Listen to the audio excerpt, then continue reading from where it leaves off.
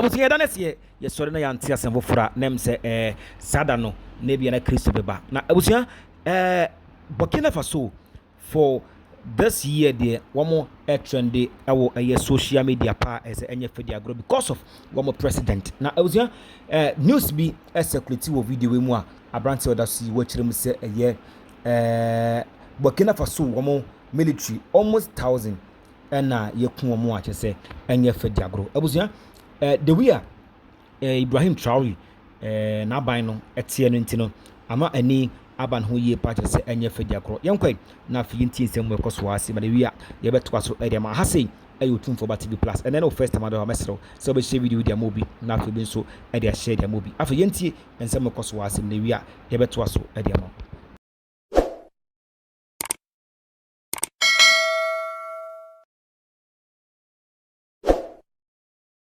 by over 1,000 men who wanted to overthrow Ibrahim Traore's government. Well, now we know where those men came from and who sent them. Now, they were waiting for Ibrahim Traore to travel to Russia so they can attack. But here's the thing, President Ibrahim Traore already knew what was going to happen.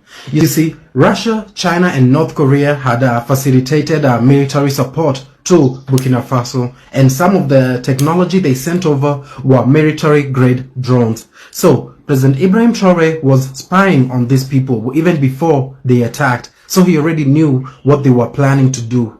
In the surveillance that Ibrahim Traore was watching them with, he saw they had many weapons, they had many vehicles. Their intentions were not just to unalive President Ibrahim Traore, but also the people who support him. So this was a very serious issue to him.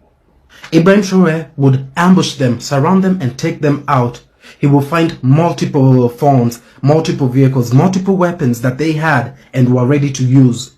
Now, where were all these people coming from? Well, they were from the Ivory Coast. And if you're not surprised, I know why. Because the president of the Ivory Coast has been working hand in hand with the American and the French to try and dethrone or even unalive President Ibrahim Traore.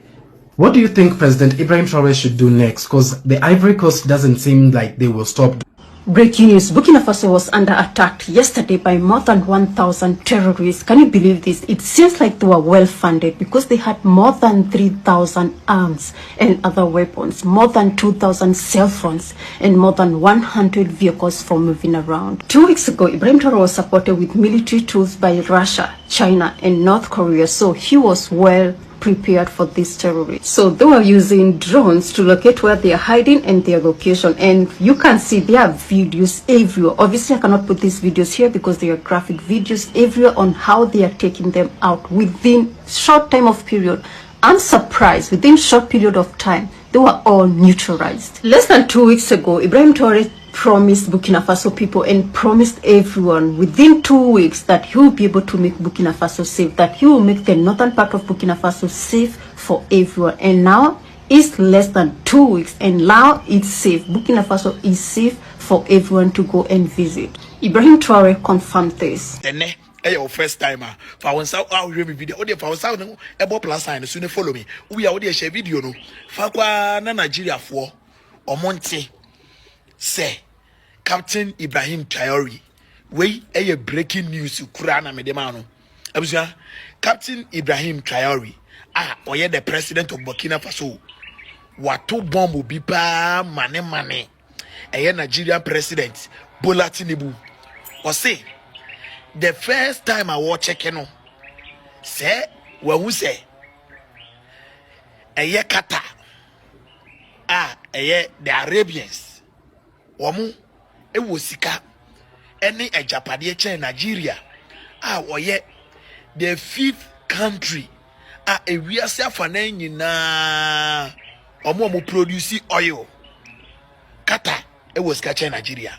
Now, and yen one say a country that is 5th in producing oil is as poor as Nigeria, because Udu Nigeria indeed they are very poor, because if a country is 5th in producing oil in the entire world and a Nigeria near, then African leaders are hypocrites. Ibrahim Traore watutu bia mane Bola Tinubu na. Sami JV also serves as the National Communications Officer for the NDC, issued a public apology via Facebook on Sunday, the 11th of May, expressing regret over the incident. And he describes it as a personal act of generosity that was never intended for public attention. Nonetheless, sources close to the presidency indicated that the Chief of Staff, Julius Debra, is treating the matter with utmost seriousness owing to its potential political implications and reputational impact on the administration.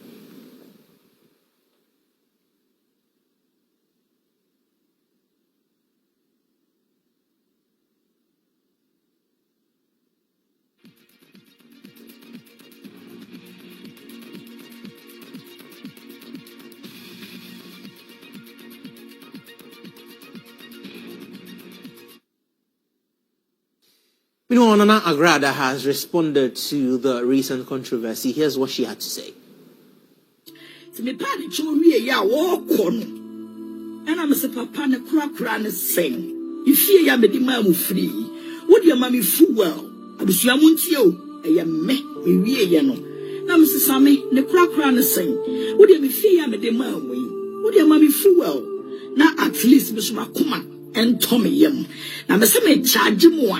Eyisika bebre enti mami fuel ena jono afo ne car to afo ne car no ena miami di nechi just wo afo car na kwa me tale no ena miami di nechi ena ja oyi ne person ena o kai dollars say $1,000 or say ena of the man so the mami na ja be so ba pa mi so mu.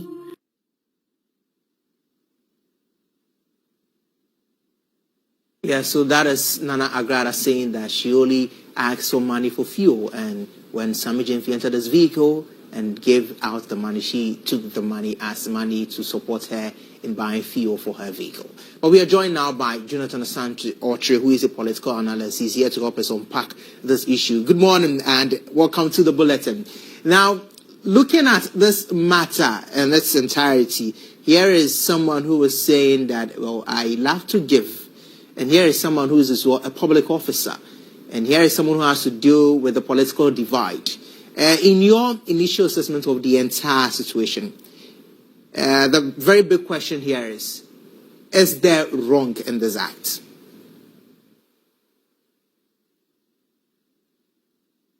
Well, thank you. The name is Dr. Jonathan Asante-Otre, Right. Mr. Ajiman. Yes. So the point is that when you look at it from an ethical perspective, anything that you call good or goodness in itself must be good in and by itself. Once it draws some kind of public criticism or ethical issues are raised out of that goodness, then it means that it has not yielded the right result. And so, from an ethical perspective, you will see that everything is wrong about it. Especially when you look at the political terrain. And we are talking about someone who is by far more intelligent than the woman, who is by far more smarter than the woman. In this case, he himself has admitted that he acted indiscretionary. And so, obviously, that his goodness turned something else. And out of kindness, that has yielded the undesired result. And that is how I put it. Now, beyond what we saw over the weekend, there is, above the political commentary, we are seeing some action from government, the government within which he works with and even speaks for. We are seeing the Chief of Staff summon Sami Jenfi to the Jubilee House to have a conversation on this matter. Now, you've married the part where it talks about ethical, it talks about the man's own apology. In the summons, based on your analysis, what do you think would be the key issues that would be evaluated? Well, in the first place, he ought to have been a little more smarter than what he did. He's really set a very high standard for himself in the public domain, putting the MPP to the wedge and to the sword. Therefore, they will come hard at him for not setting the right ethical standards. So obviously, my hesitation has been to wait for what the presidency will do, especially owing to the fact that the president has really set a high standard, not only for his appointees, but for all Ghanaians, irrespective of being directly or indirectly appointed by the president. So that is a huge call on the presidency. It is just quite unfortunate. I felt that, look, whatever be the case, people will analyze this from different perspectives, and optically it doesn't look well for his political career as an individual. It does not in any way also bode well for the corporate entity that is called the NDC in government. So the call by the chief of staff or the summons by the chief of staff is in order, and some kind of reprimand will be in a good stead for the government, and especially the good name of the president.